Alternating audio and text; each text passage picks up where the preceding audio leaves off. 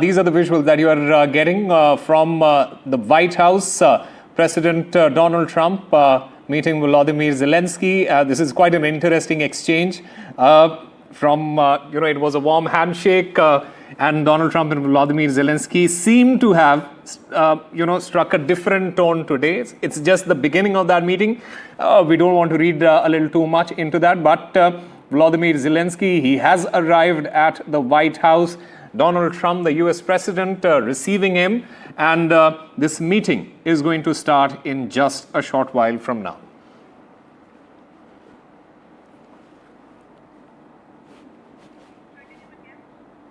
All right, let me go back to Dr. Ramachalani. Yes, sir, please complete your chain of thoughts. And also, what I want to understand from you is that Donald Trump, he has been pressing Ukraine to give up land and NATO ambitions. How should we, India, read this shift in US strategies? First, on the facts. On the battlefield, Russia holds the strategic initiative. The military momentum is with Russia. Russian forces continue to advance in Ukraine, even if slowly.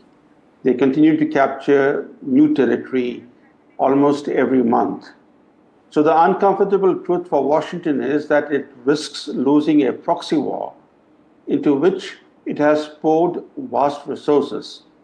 Trump appears to recognize this.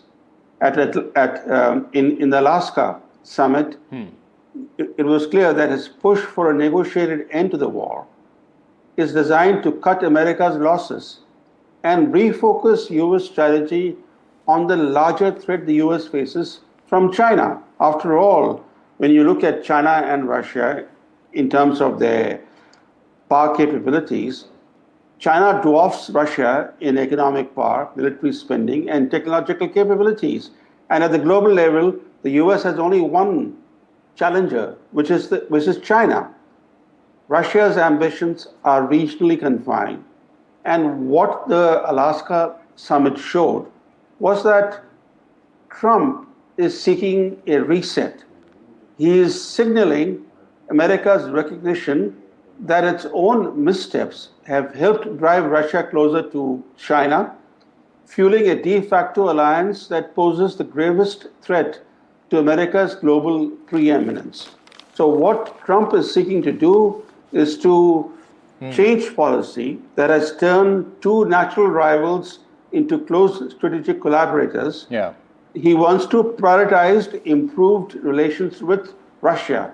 That was the main outcome of the Alaska summit. And for India, that really is good news because pushing Russia closer to China affected India's vital interests. Yeah. And therefore, a reappraisal of American policy, a recognition that Washington's miscalculations have helped build the China-Russia partnership is good news for India. Yeah.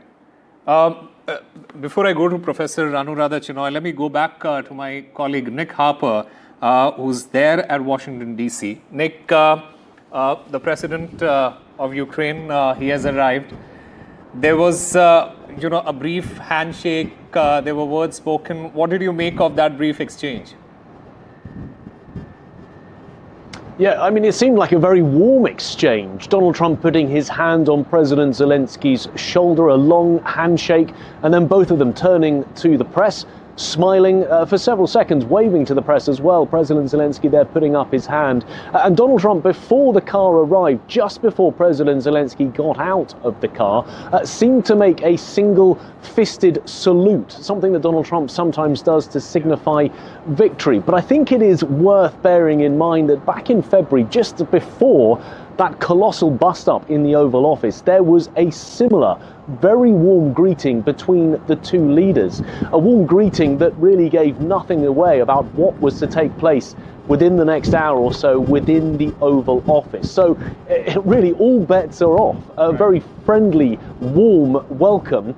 But what will happen now behind closed doors? It's very difficult to tell.